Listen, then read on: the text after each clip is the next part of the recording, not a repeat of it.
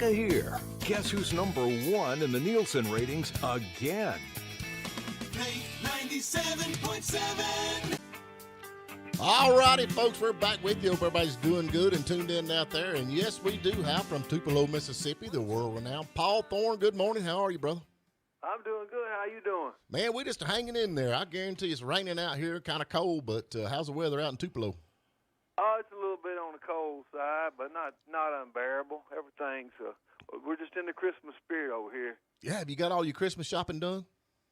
Yeah. I just it's a wonderful thing to go out and go broke. Yeah, I know that's a dang truth. You know, that's the thing, though. It's so hard nowadays to buy stuff for your kids because they've got everything. I mean, you know, used to you could buy stuff, but everything's on your phone, cameras, and all that kind of stuff, and it kind of They really did. When we were kids, well, before I was born, my dad was a traveling evangelist, and we didn't have a lot, and there was one time he would always bring things back when he would be out on the road from being an evangelist, and he would always bring stuff back. But one time he didn't have enough money to bring anything back, so he found a Quaker oatmeal box and put some rocks in it and taped it up and told us it was maracas. And you know what? We loved that. We would play around. We'd run around the house playing the maracas, which was actually just an oatmeal box with a picture of Mr. Quaker on the front of it. You know, that's the thing, though. People's just kind of got spoiled rotten with all the stuff that's going on nowadays. You order online and everything. I mean, it's crazy. I don't know. When I was so poor when I was a kid, my father used to go out and fire a shotgun off, say Santa Claus just committed suicide. Oh, yeah? That's not good. Well, you back out on the road, man. How's it going? I mean, you know, with all the COVID, is it picking back up? I know it slacked off there for a while. Well, I just got back from a 3-week run in California, and it was a good run, but the attendance is slightly off because, you know, a lot of people who bought tickets to the show just didn't come because of their fear of Corona and everything. And, so is it back? Yes, but is it back full force? No. You know, it's I don't know when it will be, and a lot of the artists in my world who maybe don't have. I mean, I don't have the biggest following in the world, but I got a pretty good following, and a lot of artists don't have enough of a following to continue even doing it anymore because of the pandemic and everything. Yeah, I know a lot of folks is actually having to get jobs. I mean, that's crazy, but that's the way it's going. But Paul, I saw been something where lucky you're going to in be that. performing in Atlanta. What's that? I saw something where you're going to be performing in Atlanta in 2022. Yeah, that's one of my stops. Yeah. Great. Yeah. Can't wait to see you. hey, y'all got to check him out, no doubt about it. How's the new album doing, man? Well, it's doing okay, but, you know, it's a different world we're living in now. It used to be when you had a record out, it was kind of like, you know, an event or whatever. But now there's so much content. I mean, it's hard. If you put a record out, it could be the greatest record of all time. But because of all the content out there that you're competing with, it's like you're a needle in a haystack. You know, it's so hard to draw attention to, you know, a record these days. That's just the way it is. And the only way I've been able to connect and get my record out there is through touring, you know. So, you know, that's just the way it is now. And it's slowed down because of all the COVID stuff. I know. I guarantee it. And it's aggravating, but I love your stuff, man. I guarantee it. Now, you still, I mean, even though you're out on the road for 3 weeks, you've been home all this time during COVID, does that make it rough? I mean, thinking, dadgummit, I've been at the house so long, or I'd like to be back home. I actually enjoyed. I mean, I got the during the time off in the pandemic. I lost income because I wasn't working, but I had a ball. I loved being home. It's something because it was something I never have gotten to do in my whole adult life. Is stay home for a year. Man, it was great. And so, luckily, I buried enough change jugs out in the backyard. I dug them up and had enough money to live on. And but yeah, I enjoy being off. But I enjoy going back out and seeing my fans too. You know, it's either way you give something up. Yeah. Yeah, but you got to get out. That's the only thing about it. Used to, you could release a song and kind of make some money off of it, but now it seems like you don't. Spotify and all of them just soaks the money off the top, and you get left with nothing. Oh man, songwriters are people who make their living writing songs are hurting right now, man. You know, I mean, because you might have a song that I got a friend that wrote a song that's a real famous song. He wrote you remember that Hank Jr. song? It's Heaven Ain't a Lot Like Dixie. Yep, that was you're talking about Billy, right? The guy I wrote that with is the guy I write my song. The guy that wrote that song is the guy I write my songs with, and he had like 3 or 4 million listens on Spotify during a quarter, which is a quarter of the year, and he got like $30. Oh Lord! Yeah, you can't. So songwriting is not the revenue it used to be. If you're going to make it, you're going to have to go out there and accumulate fans, put on a good show, and get repeat business. That's where it's at right now. Well, I'm gonna have to hand you. Of course, I'm a big fan of your music, no doubt, and your shows. But I mean, you actually, like we was talking before you come on, your shows are not just a lot of people just get up there and sing and that's it. It's more like an event with y'all, with Dr. Love and everybody that's in the band. Y'all actually put on a heck of a show. Well, you have to care. We actually care, and we're trying to build something. And we've been fortunate enough. Like I said, I've been doing this full time for 30 years, and I think a lot of that is that I've been able to survive is that I love my fans, and I don't just say I love my fans. I try to show them, and I try to become friends with as many of them as I can. Can't be friends with everybody because some people are crazy. Yeah. And you can't be friends I work with everybody. Stephen Phillips. You're trying to tell us people are crazy? God, we already know that. But, I think that's one of the things that makes country music so near and dear to so many of us is that the majority of the performers really do care about their audience. They take the time to entertain and actually be out there, where I think a lot of that was lost back in the 70s and 80s with a lot of the rock and roll bands became that greater than thou. They didn't want to be involved with their fans. They didn't want to interact with their fans. Or they get a little bit above it. Yeah, they get above it. We're talking to Paul Thorn. Y'all go to paulthorn.com. Check him out. Subscribe to him. He needs all the help he can get. He's got a daughter in college, so trust me, he needs the money.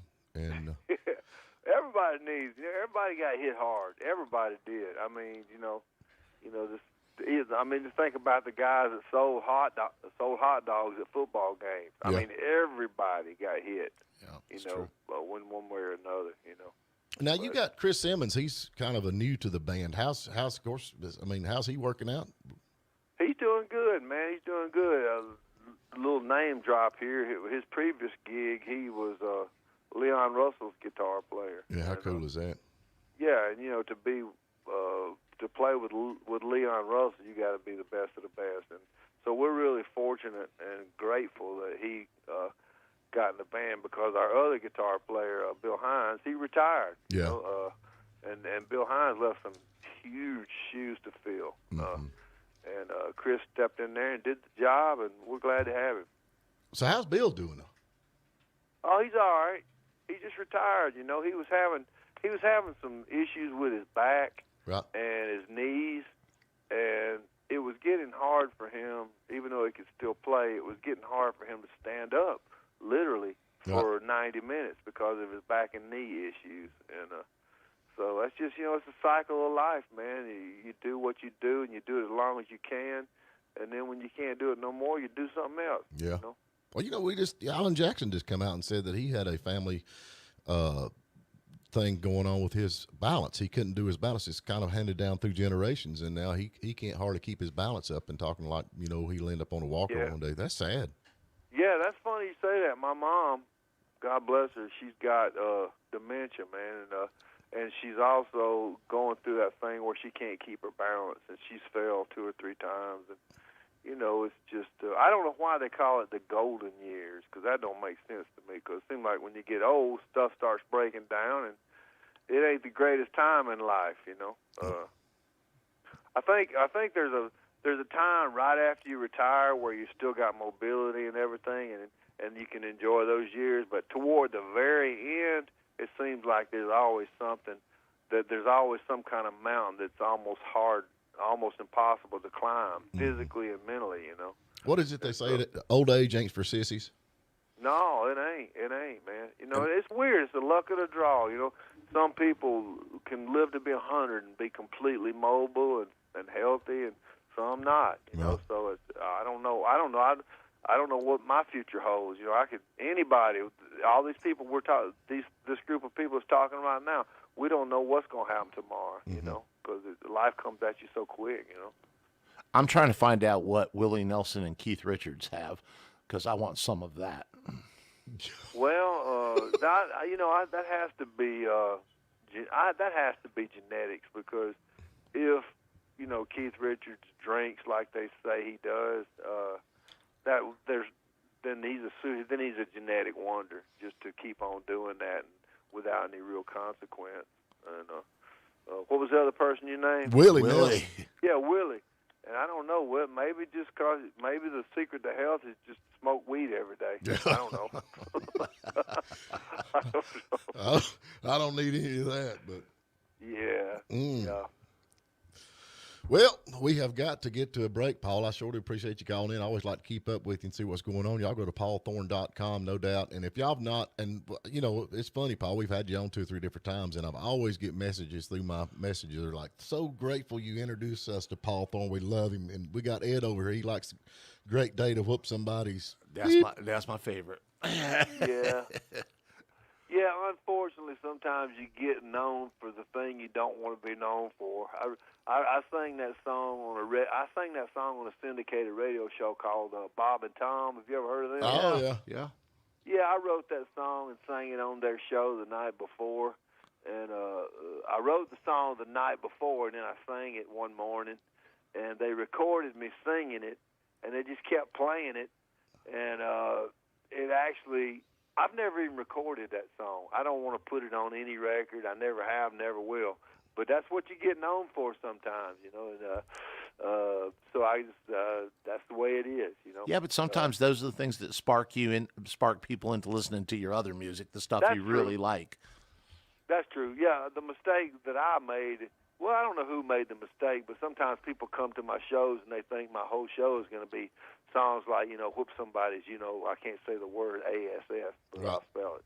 Anyway, but I do have some funny songs, but I'm a songwriter. That's what I do. Oh, you got some cool songs, man. That's Sister Ruby's House of Prayer, man. Every time that comes on, man, my volume goes wide open. I love that tune. I appreciate it. Yeah, it's just a song about a fortune teller, Yeah. Yeah. But now, did you not do some songwriting with Bon Jovi? Yeah, I did. We wrote a couple songs over in, I was at he and I wrote a couple songs over in France, and we wrote a song called "Sometimes the Hand You Hold Is the Hand That Holds You Down." It was about getting away from negative people. Yeah, and he never recorded the song. I never recorded the song. Yeah, but it was an experience, and he was a super nice guy. And, he deserves all the success he's had, because I spent about 2 weeks with him, and we wrote a few songs, and he was just a sweetheart. He was nice to everybody, and that goes a long way with me. The thing I like about people like you, and he aged and he still looks his age. He's kind of went with it. You know what I'm saying? But then you got Axl Rose, which is still trying to look 16 years old. He looks like a moron. Well, I don't know nothing about Axl Rose. I don't know what his daily routine is, but whatever it is, it involves Oreos. I'm not kidding you, man. He's still trying to wear the same jeans he wore when he's 16 years old, and he's like me, and he's fat. So I don't know, but I just say go with it, man. Be your age. We all fall short, man, in one way or another. John Bon Jovi was blessed with genetics, man. He looks great. He just looks amazing, even now. And I hadn't seen him in a long time, but he's an amazing specimen. He's a hard worker, man. He deserves all the success he had. Well, you're a pretty dang hard worker yourself, man. Ain't no doubt. I guarantee you. Yeah, but life. I'll tell you this: life is not fair. You could be the greatest artist in the world and nobody ever know you exist. It's just the way it is, man. You have to accept what you're given and make the most out of it and be happy. And that's what I've figured out. And there's people in life who are ahead of me. There are people in life who are behind me. And so I just try to be happy with where I'm at because I have something, and I worked hard to build it, and I'm proud of it. Yeah, you do. You got a good thing. Great family and band members, the whole 9 yards. But anyway. Hey, Paul, real quick, we got to get to a break, man. But Alice Miller is one of our watchers on our YouTube channel, and she absolutely loves your music. So give a shout out to Alice Miller. What's up, Alice? Also, you never know if anything happened to my wife and me. I'll just keep her. I'll keep her in mind because if you don't have but one plan, you don't have a plan. Well, also, I got another one on here. It says, Paul Thorn, I think, is my father. Haven't talked to him in 20 years. Have him call me. Uh-oh. Elrod. Well, should I give him your number? Tell him that you don't have my number and my number's been changed. There you go. All right, Paul, we appreciate you, man. We love you. Keep going, baby. Hey, you guys keep going, too, and good luck with your show and good luck with everything, and have a Merry Christmas. You have a good Christmas, too. Yeah, Merry Christmas, sir. See y'all. All right, bye. All right, that was Paul Thorn. Love him to death, no doubt about it. Go to paulthorn.com, and I guarantee if you've not heard his music, you are truly missing out. And actually, I've kind of become friends with him. And He's just a real guy. And he's the same on stage as off stage. He is just normal every day. And when he does a show, he gets out in the audience. He talks to everybody. He shuns no one. And like I said, I highly I'm an instigator, and I highly instigate y'all go check out paulthorn.com. Are you endorsing him? I'm endorsing. You might ruin his career, man. Oh, well. Thank you for spending a little time with us. And remember, you can tune in every morning at WJULradio.com at 8 a.m. Eastern. And please subscribe to our YouTube channel and like us on Facebook, The Morning Dish.